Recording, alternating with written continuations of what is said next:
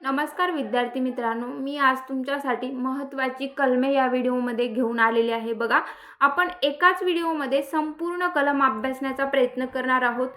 कोणत्याही परीक्षेमध्ये आपल्याला कलमांवरती प्रश्न आलेले पाहायला मिळतात, त्यासाठी मी एकाच व्हिडिओमध्ये संपूर्ण कलम अभ्यासण्याचा प्रयत्न केलेला आहे। त्यासाठी व्हिडिओ शेवटपर्यंत बघा, नक्की तुमचा फायदा होईल आणि कलमांवरती जे प्रश्न विचारले जातील ते तुमचे चुकले जाणार नाहीत। त्यासाठी तुम्ही व्हिडिओ हा शेवटपर्यंत बघायचा आहे। तर चला मग आपण व्हिडिओला सुरुवात करू।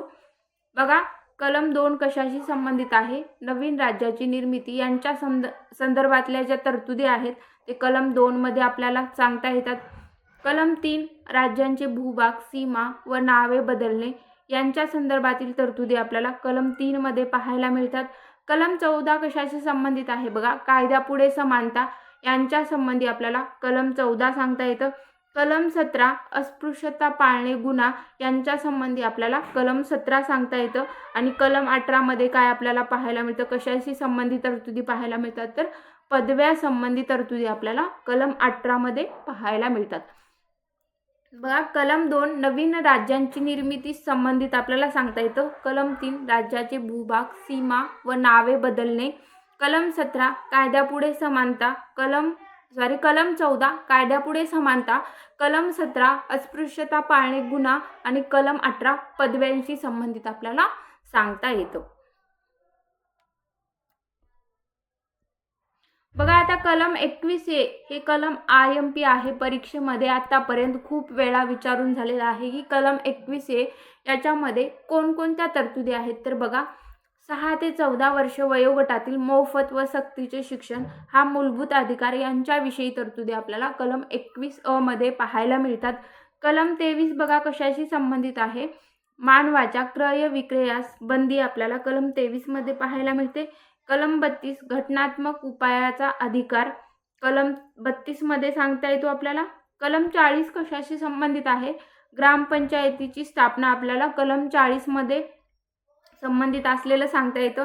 कलम 44 शी संबंधित काय तरतुदी आहेत? बघा, तर समान नागरी कायदा यांच्याविषयी आपल्याला कलम 44 सांगता येतं यांच्या संबंधी। बघा, कलम 40 आणि 44 हे IMP करून ठेवा, यावर प्रश्न विचारला जाऊ शकतो की कलम 40 यांच्या मध्ये कोणत्या तरतुदी आहेत? तर ग्रामपंचायतीची स्थापना आणि कलम 44 समान नागरी कायदा। कलम 48 पर्यावरणाचे संरक्षण। कलम 49 राष्ट्रीय स्मारकाचे जतन। कलम 50 न्यायदान व शासन यंत्रणा अलग। कलम 51 कशाशी संबंधित आहे? बघा, आंतरराष्ट्रीय शांतता प्रस्थापित करणे यांच्या संबंधित तरतुदी आपल्याला कलम 51 मध्ये सांगता येतात। कलम 52 कशाशी संबंधित आहे? राष्ट्रपती पदाची निर्मिती। बघा, आता हे कलम 52 आणि 51 IMP आहेत। बघा, कलम 52 वर पण प्रश्न येऊन गेलेला आहे आणि कलम 51 वर पण प्रश्न येऊन गेलेला आहे की कलम 51 कशाशी संबंधित आहे? तर आंतरराष्ट्रीय शांतता प्रस्थापित करणे यांच्या संबंधी आपल्याला कलम 51 सांगता येतं। आणि कलम 52 राष्ट्रपती पदाची निर्मिती यांच्या तरतुदी आपल्याला कलम 52 मध्ये सांगता येतात असलेल्या। बघा, कलम 53 राष्ट्रपती भारताचा पहिला नागरिक यांच्या संबंधी तरतुदी आपल्याला कलम 53 मध्ये सांगता येतात। कलम 58 राष्ट्रपती पदाच्या पात्रता। कलम 59 राष्ट्रपतीस केंद्र व राज्य शासनाच्या कोणत्याही सदनाचा सभासद राहता येत नाही। कलम 60 राष्ट्रपतीने घ्यावयाची शपथ आणि कलम 61 राष्ट्रपतीवरील महाभियोग। बघा, राष्ट्रपतीवरील महाभियोग यांच्या संबंधी आपल्याला कलम 61 सांगता येतं। राष्ट्रपतीने घ्यावयाची शपथ कलम 60 राष्ट्रपतीस केंद्र व राज्य शासनाच्या कोणत्याही सदनाचा सभासद राहता येत नाही यांच्या संबंधी तरतुदी आपल्याला कलम 59 मध्ये पाहायला मिळतात। राष्ट्रपती पदाचा पात्रता कलम 58 आणि राष्ट्रपती भारताचा पहिला नागरिक कलम 53। पुढे चला, कलम 63 बघा, कलम 63 मध्ये आपल्याला कोणत्या तरतुदी आहेत? तर उपराष्ट्रपती पदाची निर्मिती हे आपल्याला कलम 63 मध्ये सांगता येते। कलम 66 उपराष्ट्रपती, बघा, उपराष्ट्रपतीची निवड किंवा पात्रता। उपराष्ट्रपतीची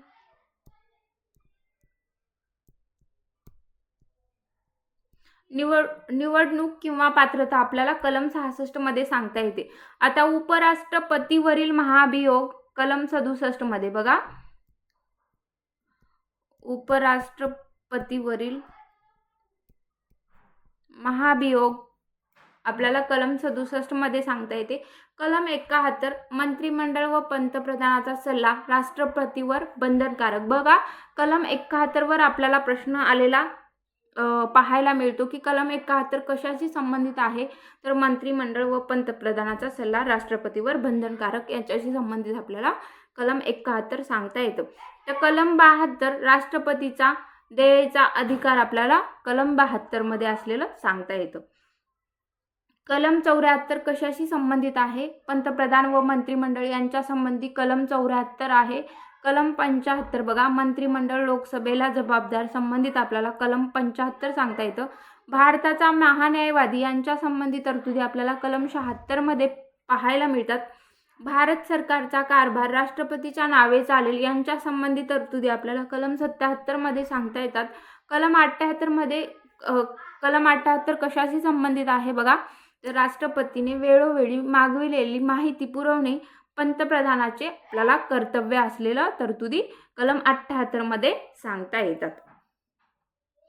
कलम 79 कशाशी संबंधित आहे बघा, तर संसदेशी संबंधित कलम 79 आहे. कलम 80 बघा, राज्यसभेशी संबंधित आहे. कलम 80 परत कलम 80 मध्ये कोणत्या तरतुदी आहेत बघा, राष्ट्रपती 12 सभासद राज्यसभेचे निवडतील यांच्या संबंधी आपल्याला तरतुदी कलम 80 मध्ये पाहायला मिळतात. कलम 81 लोकसभेशी संदर्भात आहे. कलम 85 आपल्याला संसदेचे अधिवेशन यांच्याशी संबंधित असलेलं कलम 85 सांगता येतं. बघा, संसदेशी कलम कोणतं संबंधित आहे, तर कलम 79 राज्यसभेशी 80 आहे. राष्ट्रपती 12 सभासद राज्यसभेचे निवडतील कलम 80 आहे. लोकसभेशी संबंधित आपल्याला कलम 81 सांगता येतं आणि संसदेचे अधिवेशन यांच्या संबंधी आपल्याला कलम 85 सांगता येतं.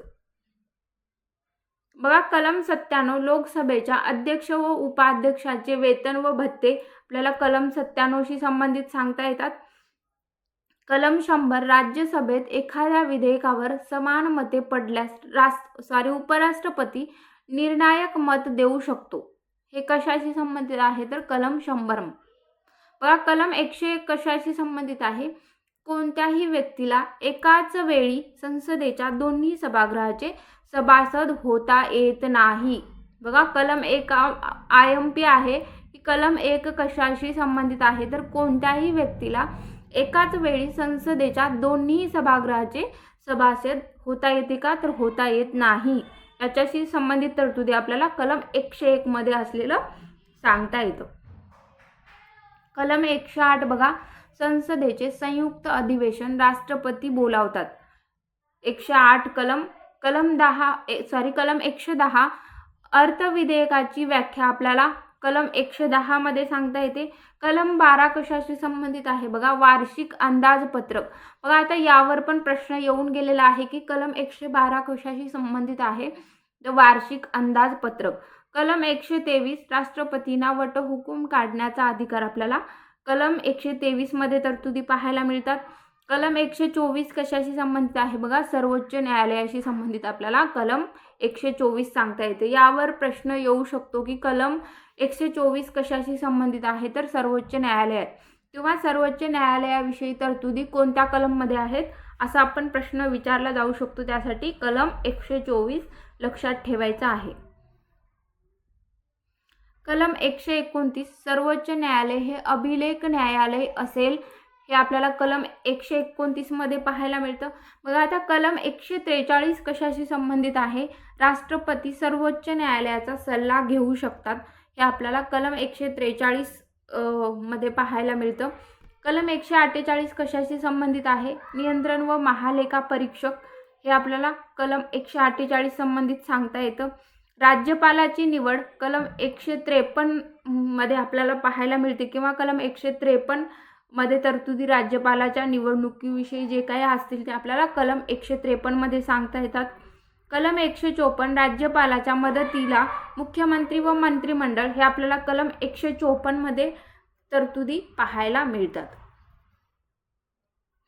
कलम 157 कशाशी संबंधित आहे बघा, तर राज्यपालाची पात्रता. आता प्रश्न यावर पण येऊ शकतो की राज्यपालाची पात्रता या संबंधी कोणते कलम आहे किंवा यांच्या तरतुदी कोणत्या कलमांमध्ये आहेत, तर कलम 157, कलम 165 ॲडव्होकेट जनरल म्हणजेच महाधिवक्ता यांच्या संबंधी आपल्याला कलम 165 मध्ये तरतुदी पाहायला मिळतात. कलम 169 विधान परिषद निर्मिती व बरखास्ती यांच्या संबंधी आपल्याला तरतुदी कलम 169 मध्ये असलेल्या पाहायला मिळतात. बघा आता विधानसभेच्या संबंधी कोणतं कलम आहे, तर 170 आहे आणि कलम 279 कशाशी संबंधित आहे, विधानसभेचा अध्यक्ष व उपाध्यक्षावरील महाभियोग यांच्या संबंधी तरतुदी आपल्याला कलम 279 मध्ये पाहायला मिळतात. बघा कलम 202 घटक राज्यांचे अंदाजपत्रक यांच्याशी संबंधित आपल्याला कलम 2 सांगता येते. कलम 213 कशाशी संबंधित आहे, राज्यपालाचा वटहुकूम काढण्याचा अधिकार यांच्या संबंधी आपल्याला कलम 213 सांगता येतं. कलम 214 उच्च न्यायालयाशी संबंधित आहे.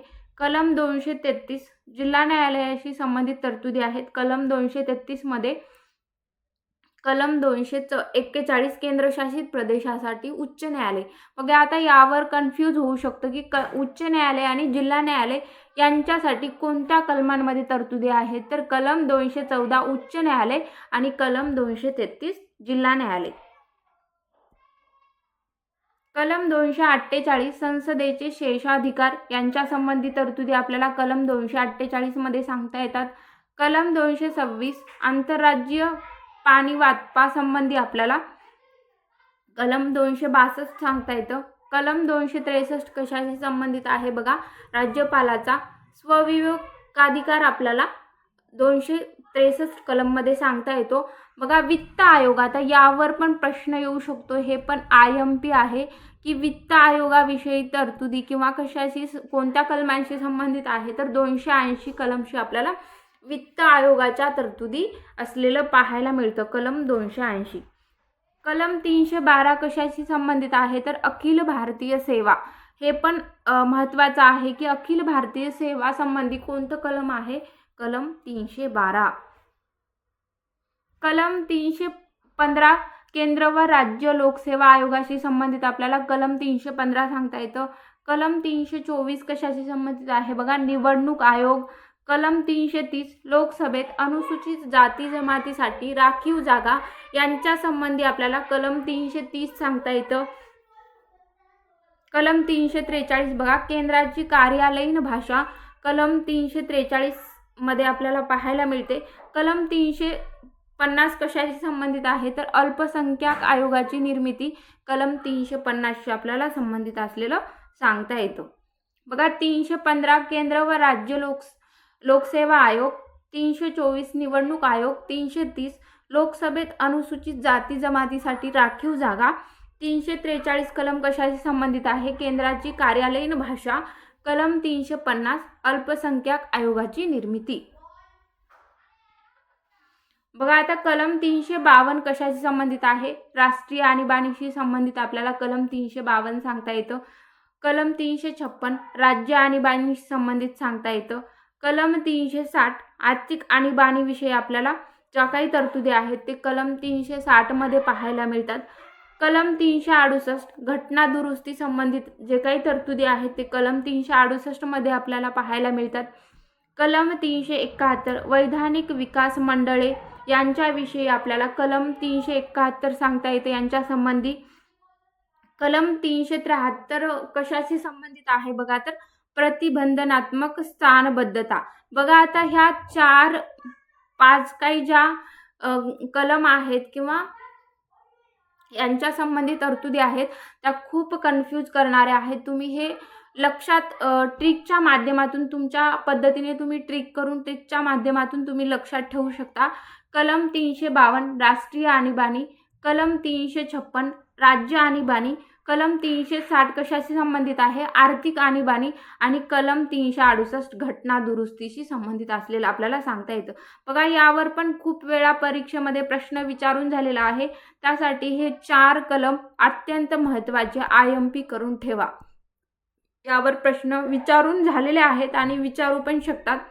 त्यासाठी राष्ट्रीय आणीबाणी संबंधित कलम 352, राज्य आणीबाणी कलम 356, आर्थिक आणीबाणी संबंधित कलम 360 आणि घटना दुरुस्तीशी संबंधित कलम 368। तर 371 कलम कशाशी संबंधित आहे तर वैधानिक विकास मंडळे आणि कलम 373 प्रतिबंधनात्मक स्थानबद्धता यांच्या संबंधी आपल्याला कलम 373 सांगता येतं। बघा, तर आजचे हे कलम एकाच व्हिडिओमध्ये अभ्यासताना तुम्हाला कसं वाटलं मित्रांनो, नक्की कमेंट बॉक्समध्ये कळवा। धन्यवाद।